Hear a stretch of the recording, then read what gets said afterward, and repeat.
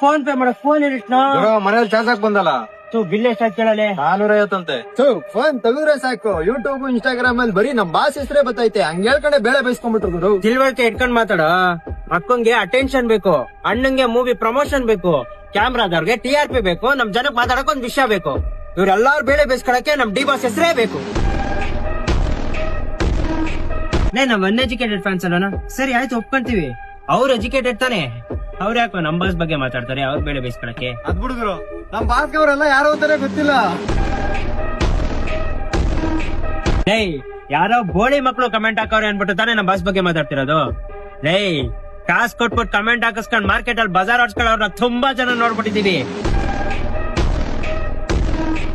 ನಮ್ ಬಾಸ್ ಅಸಹಾಯಕ ಪರಿಸ್ಥಿತಿಯಲ್ಲಿ ಅವ್ರೆ ಅಂತ ನೋಡ್ಕೊಂಡು ತುಂಬಾ ಜನ ತುಂಬಾ ಮಾತಾಡ್ತಾವ್ರೆ.